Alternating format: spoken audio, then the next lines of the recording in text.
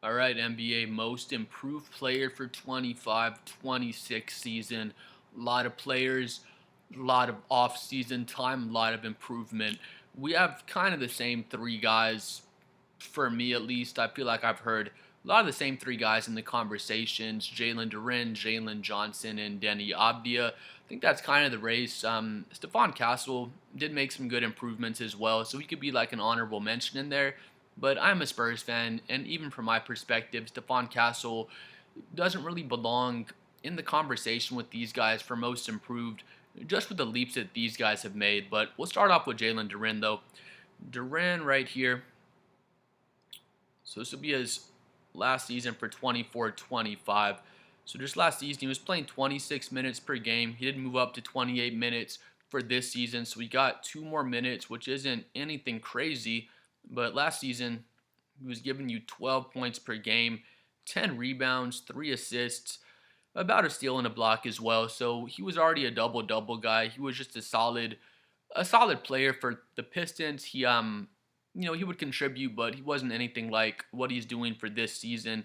Now he's jumped up to 18 points per game, still giving you pretty much 11 rebounds now. He went up about 1 rebound and he went down about 1 assist, but no one's really worried about that. Cade Cunningham got even better as a playmaker. Everything really runs through Cade Cunningham. For Detroit, they'll get into pick and roll, maybe a little pick and pop in the mid range with Jalen Duren, but for the most part, they're not looking for Jalen Duren to be an offensive hub or anything like that for them. But Jalen Duren's just stacked. He's such a beast out there. He's so strong. He's a really strong defender in the post as well. He is averaging just about 1 block per game. He does a great job just going up vertical and just being a physical presence and deterring people away from the rim. And he's like 250, just a giant action figure looking dude, and he plays really strong post defense as well. So he has given you again the 18 points, 11 rebounds, and 2 assists, which is really great numbers. But his impact is even more than what you see just on his box score stuff, because he plays really strong defense in the post as well. He can switch probably like three through five. I don't really want him guarding shooting guards and point guards out there. That's not really his skill set, but he's a good versatile defender, and he's made some good improvement over the off season and the early season so far. But he was giving you 69% from the field last season. He's down to 63%. I say down to, it did go down obviously, but if you're shooting 63% from the field for me, I'm not really mad about your efficiency, but it did go down a bit. With that being said, he was shooting 7 shots per game last season. Now he's up to 11 shots per game. So he's taken 4 more shots. He's kind of experimenting with this game, and he's trying to get a mid-range shot as well. He has a decent little mid-range. He's attempted 0 threes for pretty much his whole career, so he's more of a banger down low. But, the 69% down to 63%. I won't put that as a knock on him, though, because, again, he's taking the 4 more shots per game. On his free throw numbers, that's one thing I noticed he made a good jump on. He was 67% at the line last season. Now he's up to 72% at the line. He was shooting 79% the season before last, but now he's up to 5.3 attempts per game. He's up 2 attempts from last season and still over 70%. That's one thing. How old is Jalen? He's only 22 years old, dude. He's still a really young player. So, he's 70%, 72% at the free throw line. He did have this season again where he's almost 80%. So I could see Jalen getting up to like 77, 76% or so and being really consistent there. Maybe it gets even better as time goes on, but man's only 22 years old. And then again, we kind of went over the 3-point percentage. He doesn't shoot any threes. He's not asked to do that. But who knows? Andre Drummond's knocking down corner threes these days, so maybe Jalen Duren develops a 3 ball throughout his career. But again, he made an awesome leap from last season to this season. Moving on to our other Jalen Johnson. See down here, Jalen is only 24 years old, so he's another young player as well. Jalen's been amazing. He made such a huge leap. He was 19 points per game last season, 5 assists and 10 rebounds. He jumped up to 23 points per game, 8 assists. His assist numbers have been going crazy. He had a 14 assist game. I want to say he had a 16 assist game. I'm not surprised to see him get over 10 assists per game, and I think the Hawks made the right move getting off Trae Young. No offense to Trae Young, but Jalen Johnson's the younger player. He does a lot of the same things Trae Young does. He's not a good defender either, but Trae Young is just he's just the worst defender in the NBA. Again, that's not to knock him, but that's just the truth of it. But again, Jalen jumps up to 23 points, the 8 assists, goes up half a rebound to 10.5 rebounds. Nothing crazy there. Then he's pretty much the same. He went down half a block from last season, but I won't put that as a knock on him because he has so much more on his plate on offense that he's not using as much energy on defense because when Trae Young was there, they just want Jalen to get out in transition and just play really strong defense where now he has a much larger offensive load on his plate. Moving on though, he was 75% from the free throw line last season, jumped up to 78%, so that's awesome to see. He's attempting more free throws per game than he has in his whole career. He's at 5.5 this season. So that's great to see his free throw numbers go up. Again, he's only 24. He's shooting 78% from the line right now. I could see him possibly getting up to close to 80%. I mean, if you're shooting 80%, you're a really high level free throw shooter at the NBA level, but I could see him improve it. If not, at least stay right there around 77, 78%, which is pretty decent. It's not great, but it's not too bad of a liability. He goes from 31% from 3 up to 36% this season, basically. Goes from 4 attempts to 4.6. So that's an awesome leap as well. He's gotten much better as a shooter. He'll shoot off the dribble a bit now as well, and he's at least a good spot up threat when he is off the ball. Jalen can play pretty decently off the ball as well, but all season long, you want to put the ball in his hands. You get the most out of him when the ball is in his hands. Went from 50% shooting up to 51% shooting. He's a 50% shooter from the field his entire career, so he's always been a very efficient player. His minutes, he was 35 minutes last season. He's still 35.6, so his minutes are pretty much exactly the same. And again, goes from 19 points to 23. His assists go up from 5 to 8. His rebounds are about the same. Free throw shooting goes up to 78% from 75. His three ball, it's probably the most impressive leap for me, is his three ball going up from 31 to 36%. He obviously had been working on that over the offseason. Jalen's been awesome. I love Jalen Johnson. He's an amazing player. But we get to Deni Avdija. I'm just going to say it. Denny is my favorite candidate for most improved.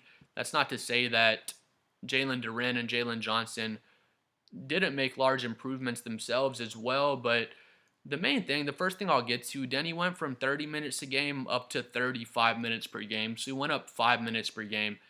Again, Jalen Johnson, his minutes were basically the same. Jalen Duren, can't even say his name. Jalen Duren went up from 26 minutes per game to 28 minutes per game. So he only went up 2 minutes. So Jalen Johnson, exact same minutes. Jalen Duren went up 2 minutes. I don't know what they were doing in Washington with Deni Avdija, but he came to Portland. He was playing 30 minutes per game last season. I guess Portland liked what they were seeing from him, and they said, all right, dude, we're going to bump you up to 35 minutes per game now. They did lose Damian Lillard as well, so that opened up some more play time for him.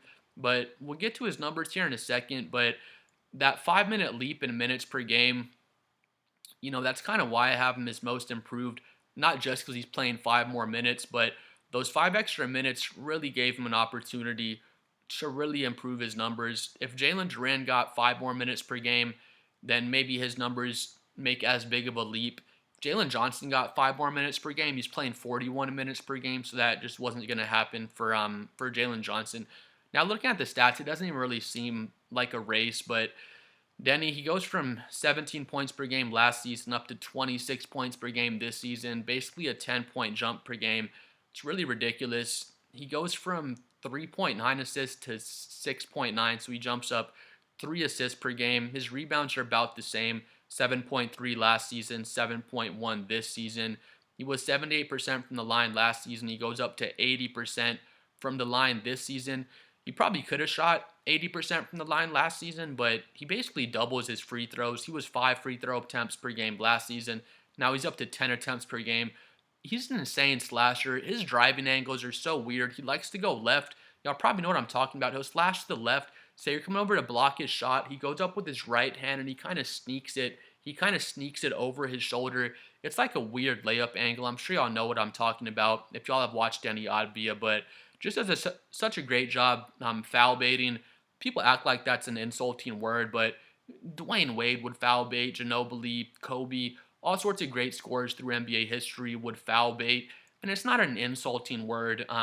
Flopping, I guess, is a more insulting word. Denny will flop a bit as well, but the foul baiting, that's more just getting to the rim. You see someone's arm is out, you swipe under their arm, you swipe under their arm on a jump shot, and some people don't like the foul baiting. I've kind of talked negatively about it in the past, but as long as you do it in the right way, it's more just the defense not being disciplined.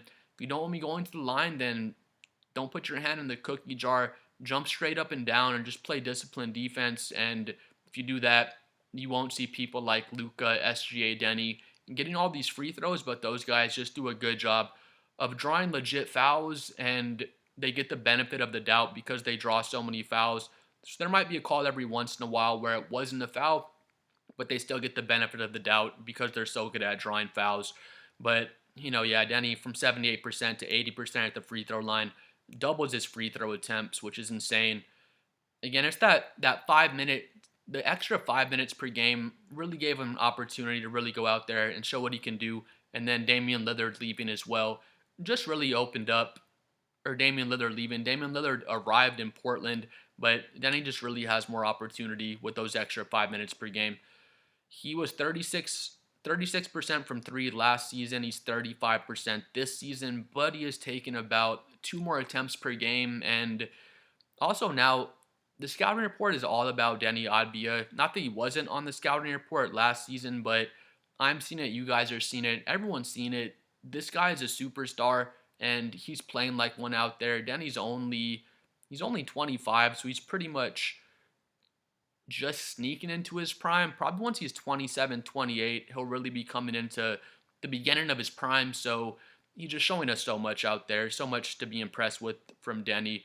He was 47% from the field last season. He's still 47%, but it's really impressive because he was taking 11.7 shots last season. Now he's taking 16.8, so he's taking 5 more shots per game and still shooting the exact same percentage. He just controls the pace so well. He's such a good player in the half court, such a great passer, such a great pick and roll player, and then he's just so impressive. Again, he went from 30 minutes up to 35 minutes per game. So, if Jalen Duren would have got, what was Jalen playing? If he would have went up 5 minutes, because he went up from 26 to 28. If he went up from 26 to 31 minutes per game, then Jalen would probably have a better argument for being most improved. But I feel like it's just obviously Deni Avdija at this point, and the other guys, Jalen Johnson, Jalen Duren, they've been amazing. Not to take away from them as players, but I feel like it's just obviously Deni Avdija. He goes up basically freaking 10 points per game, goes up 3 assists per game. He's the same on the rebounds, but brings up his free throw shooting to 80% per game.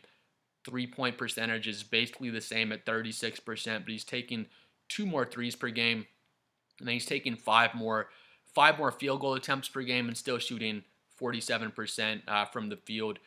Denny, he has 4 turnovers per game, so his turnovers went up pretty much 1 more turnover per game, but with the extra 5 minutes, it just is what it is. That's one thing you can knock him on. He might be leading the league in turnovers, to be honest. If not, he's got to be one of the top 5 players in turnovers, averaging 4 turnovers per game. So that's one thing you can knock him on. But let me know what y'all think. I have Deni Avdija as my most improved player, and it's not really close, in my opinion. But please like and subscribe. I'm trying to hit 7 million subscribers. Let me know what you think about the most improved player race and who your favorite is. And we'll see y'all next time. Peace out, bro.